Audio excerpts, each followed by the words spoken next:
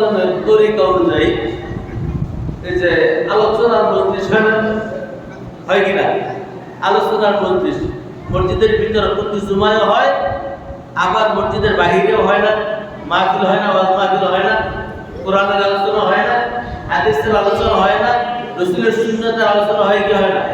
হয়। এটা কি শুধু এখন না, রাসূল আলাইহিস সালামের সময়ও ছিল? রাসূল আলাইহিস সালামের সময়ও ছিল। এটা কি সুন্নাহ। শুধু তাই নয়, রাসূল সাল্লাল্লাহু আলাইহি সাল্লাম বলেন, যদি কোনো ব্যক্তি আবার দিনের কিছু আলোচনা নসিহত নিয়ে সামান্য সময় কিছু সময় নসিহত করে, কিছু সময় আলোচনা করে, আলোচনা শুনে, ওই ব্যক্তির আমলনামায় আল্লাহ পাক রব্বুল আলামিন 70 বছর নফল ইবাদত করলে যে সওয়াব হয়, সমপরিমাণ সওয়াব আল্লাহ দান করেন। সুবহানাল্লাহ। তাহলে কোরআনের মধ্যে, আলোচনার মধ্যে ওয়াজ মাহফিল, এটা কি সুন্নাত? রাসূল আলাইহিস সালামের তরিকা সুন্নাহ। এর পরিপ্রেক্ষিতে আরেকটা আছে কি, গানের মজলিস আছে নি? একদিকে মাহফিল, আরেকদিকে কি হয়? গানের মজলিস। এই গানের মজলিসটা কি আল্লাহর রাসূলের সুন্নাহ না শয়তানের সুন্নাহ? শয়তানের সুন্নাহ। তাহলে এখন ওয়াজ মাহফিল, কোরআনের নসিহত, সুন্নাহের নসিহত, রাসূলের তরিকা জানা, আল্লাহ রাব্বুল আলামিনের দ্বীন জানা, আল্লাহ রাব্বুল আলামিনের কোরআন এবং সুন্নাহর আলোচনা শোনা, জানা এবং মানা, এটা কি রাসূলের সুন্নাহ। কিন্তু সমভাবে ওই একই সিস্টেম আবার কি করা হয়? গানের মজলিস করা হয়। এটা হচ্ছে কি বিদআত, এটা রাসূলের সুন্নাহ নয়। এজন্য ওই মজলিস কি করতে হবে? কোন আল্লাহ রাসূলের উম্মত যারা, রাসূলকে যারা উম্মত বলে পরিচয়, নবী বলে পরিচয় দেয়, তারা কি ওই মজলিসে যেতে পারবে? পারবে। এটা তাদের জন্য নয়।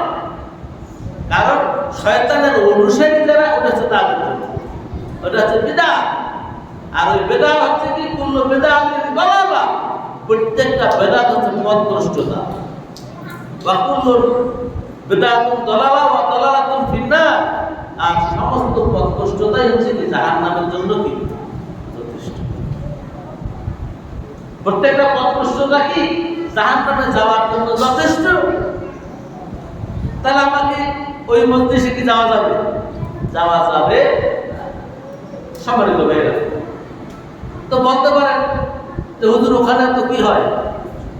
দেহতত্ত্বের কথা বলা হয়, ওখানে আল্লাহ রাসূল সম্পর্কে বলা হয়, আল্লাহ সম্পর্কে বলা হয়, বলা হয় না?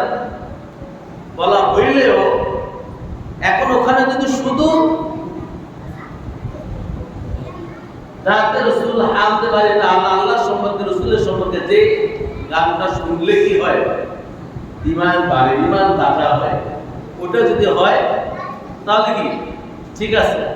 মাহফিলের ময়দানে কি গজল গায় না? গায় কি না? গায়। সেটা শুনলে কি ঈমান তাজা হয়। কিন্তু ওয়াজ মাহফিলের বিপরীতে যেটা করা হয়, সেখানে কি হয়? সেখানে বেপরদা নারীকে নিয়ে নাচানো হয়। এটা কি রাসূলের উম্মতের কাজ না শয়তানের উম্মতের কাজ? হ্যাঁ? তাহলে বুঝতে পারলাম তো আমরা বিদআত কি এবং সুন্নাত কি আমরা জানি তো, বুঝি তো আমরা সবাই। এটা কিন্তু আপনারাই ফতোয়া দিলেন, ঠিক না? অতএব আমাকে কোনটা সুন্নাত, কোনটা বিদআত, এটা বুঝে আমল করতে হবে ইনশাআল্লাহ। সবাই তাহলে